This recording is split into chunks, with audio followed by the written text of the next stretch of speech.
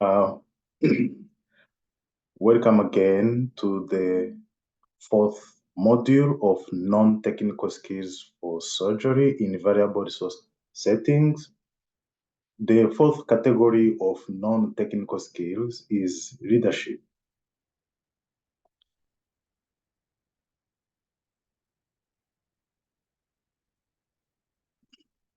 We expect that by the end of this module, you will be able to define leadership and to list the elements of leadership, to evaluate leadership in the operating room using the non-technical skills for surgery assessment tool, and to describe how you can improve your leadership skills in the operating room.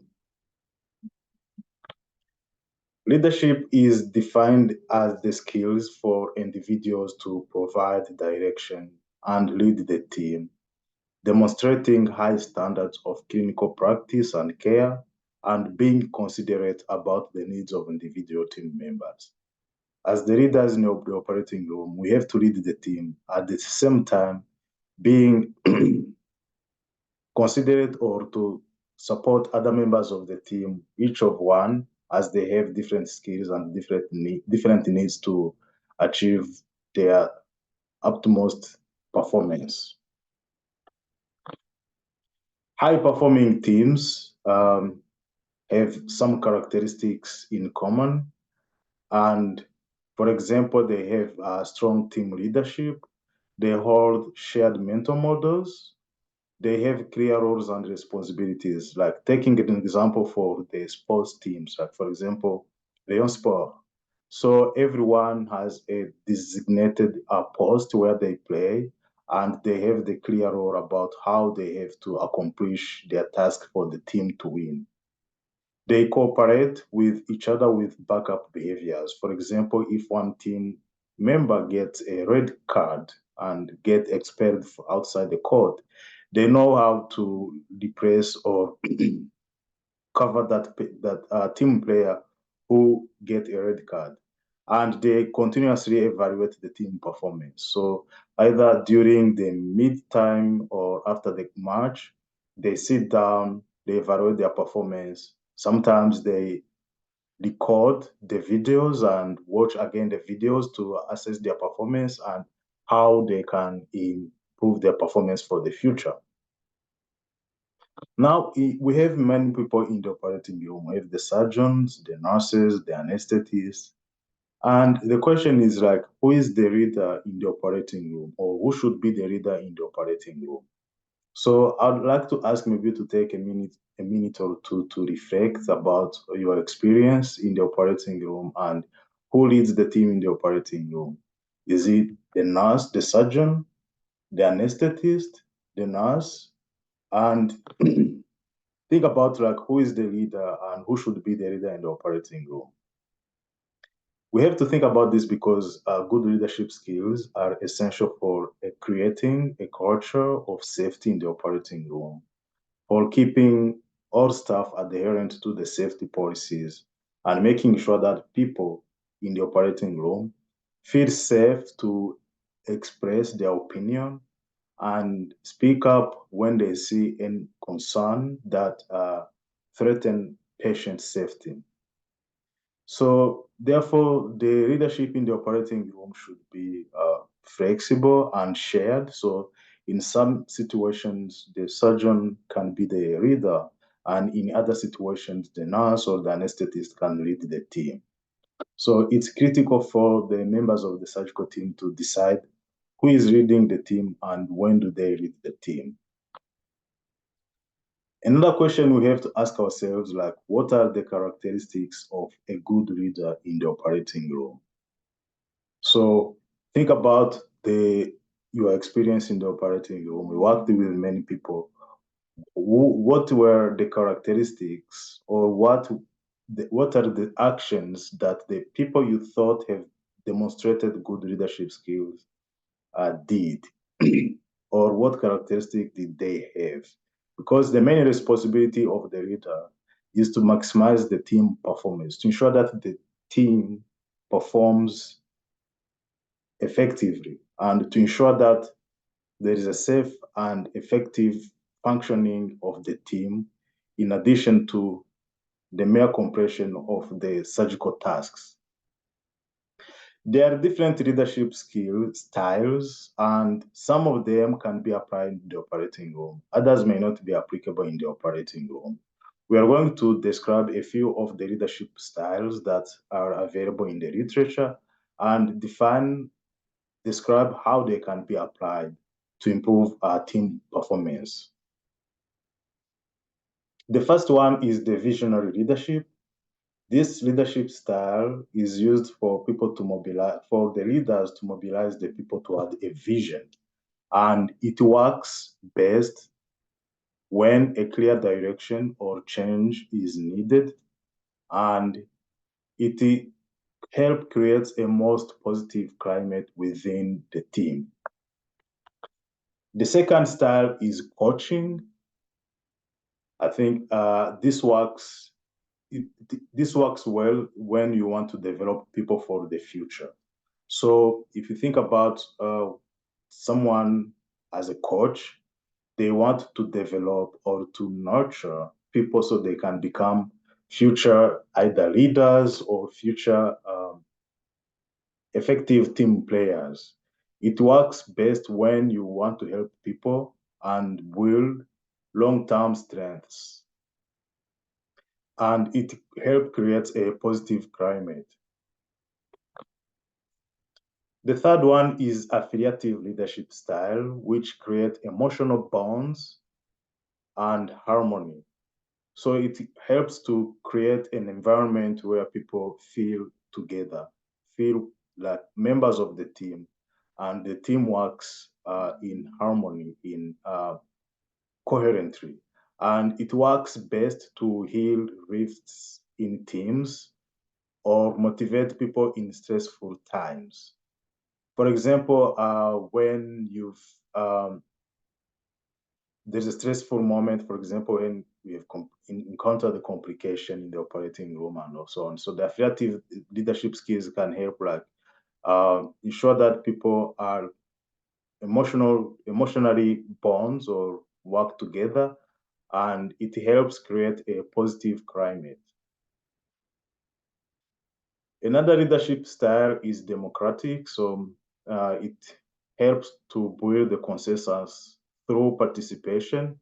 It's like voting. So you work, if you want to reach to a consensus, sometimes you have to vote who vote yes, who vote no. But sometimes it may not be applicable in the operating room because sometimes you don't have time to vote or to get to a consensus. You need to get to a decision and for people to know what they do because you don't have enough time to go through the voting process. It works well to create a consensus or get input from other members of the team. Another leadership style is commanding, which is about which demands immediate compliance, and it works best in crisis or with problematic people. And it may create a negative climate. So commanding is like you tell people what to do. You don't request their inputs or get time for them to ask questions. You tell them what to do, and as a result, it may create a negative climate when people feel like they didn't get the opportunity to voice their concerns.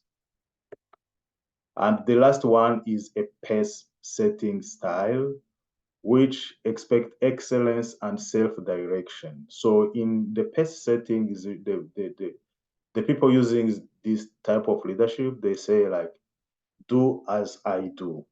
So they want people to perform as themselves do. So like they set the tone and expect people to be as excellent as them. It works best to get quick results from a highly competent team. And it may create a negative climate as well. So some of the tools to improve leadership skills include like role modeling behaviors. Like when you want people to work effectively, you have yourself as a team leader to be also effective, so they can know like the best, you can demonstrate the best example of what they should do. Another tool that can help improve leadership skills include the pre-operative briefing, the checklist, and the post-operative debriefing. Like the surgical safety checklist may help us to improve the leadership skills in the operating room because it provides opportunity for teams, surgical teams, to do the briefing before the operation, where people can share their concerns and get to discuss about the plan of the operation, and also to debrief after the operation to discuss what went well and what needs to be improved. Another tool to improve leadership is about learning from complications and setting standards to ensure that all the people follow the policies and procedures of the operating room. Call out the bad behaviors. If you see bad behaviors, please speak up as a team leader, speak up and note that and make the people be aware that the bad behaviors, be aware about the bad behaviors you observed so that they don't do it again. You have to be able to cope with pressure, support people to speak up, to share their opinion, and flattening the hierarchy. So, as you know, sometimes in the operating room, I mean, most of the time in the operating room, there are people across different levels of hierarchy. There are most senior people and the most junior people. So, as a leader in the operating room, we have to break that barrier so that people feel like at the same level so they can voice their concerns. Because one of the challenges of hierarchy is that sometimes people at the lower level may notice something that is not going well and they may not speak up because they will be afraid of being blamed or being judged as insubordinate because they are pointing fingers to the leaders in the operating room or the most senior. The three elements of leadership, according to the non-technical skills for surgery, include set and maintain standard, supporting others, and coping with pressure. Some of the examples of effective behaviors in setting and maintaining standards include following existing protocols, guidelines, and creating a positive team interactions. For example, encouraging other members of the team to follow protocols and performing specific actions as designated by the protocols and the standards. The second element in leadership is supporting others. And examples of effective supporting others behaviors including for the surgeon, for example, providing adequate support to members of the team based on their needs and creating a supportive environment to all members of the team so they can feel supported. And for example, for the nurses, effective leadership skills in supporting others could be to provide support to junior trainees in the operating room, and an anesthetist, behaviors in supporting others could be providing appropriate support to members of the team, especially novices.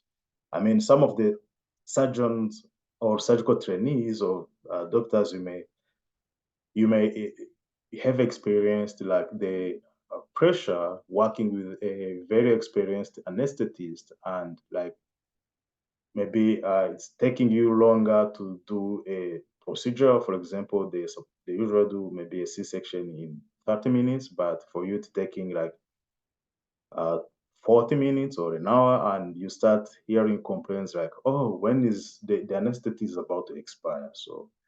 And so those are some of the not supporting others behavior like the surgeon or the doctors may get from the nurses or anesthetist. Or a nurse may say like, oh, you used all the consumables, you no longer have sutures or gauzes and so on. So as a, a strong team, we have to be aware of those behaviors and avoid them as much as we can. The third element of leadership is about coping with the pressure. And sometimes when things go bad in the operating room, there are certain behaviors as leaders we may demonstrate. Sometimes do we go quiet or do we speak up? You are in a situation where you encounter a complications or a stressful moment. Some people, they go quiet and focus on completing the task while they keep quiet. Or do we speak up and say, hey, this is the situation, this is what's happening, we need to do X, Y, and Z? Do we speed up or slow down? Some people, they may they may like speed up and work like restlessly, and some people they slow down and because they don't know what to do and they like freeze, and other people they refer to guidelines and checklists for them to be able to get out of the stressful situation, while other people they think their way out, like maybe try to think about possible options to get out of that stressful moment. There are other people like who like tighten up or stay loose, saying for example tightening up means like for example you were listening to a music in the operating room and you encounter a complication, and sometimes people say, hey, keep quiet, shut up, stop the music, we need attention for everybody because we are in a critical moment here. The other people may say, oh, they may keep the music, people get talking, get distracted. It's like they don't get or bring all members of the team to pay attention to what is going on. So examples of effective coping with pressure behaviors include for the surgical team, for example, remaining calm and communicate the urgency of the situation with the team. Keep leading the team despite the stressful situation, recognizing one's limit and calling for help if necessary. And acknowledging when you make mistakes. Sometimes it happens, people make mistakes. As an effective leader, we have to acknowledge when you make mistakes so that other people can feel like welcome to reveal their mistakes when they make them. Because it's normal to make mistake. Even the best surgeon, nurses, or anesthetists, they make mistakes. For us, if the most senior person in the room or the leader acknowledges that they made the mistakes, it opens for also the most junior people in the room to acknowledge when they make mistakes and they can learn from their mistakes. Strategies for dealing with high pressure situations is anticipating. So anticipate what may happen, the worst case scenario, and create a plan to deal with the worst case scenario and share the plan with members of the team. So if you do that, in case you go into the worst scenario, everybody knows what they will have to do. You have to agree on the consensus about what to do in a stressful situation, and you have to remain calm under pressure while controlling your emotional display. Sometimes some people get under pressure and they start getting frustrated and agitated and use harsh tone towards their colleagues. That's not effective leadership behaviors because you disseminate your anger to other members of the team and they may become ineffective as a result of your anger.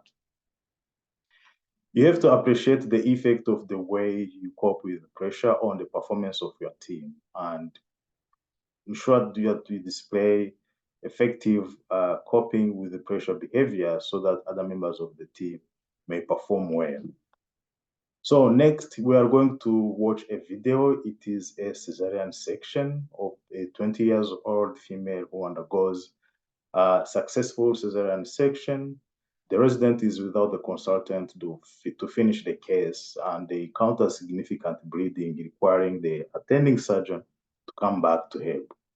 So focus on the leadership skills, and as you watch the video, please note down the effective and ineffective leadership behavior you observed in relation to setting and maintaining standards, supporting others, coping with the pressure,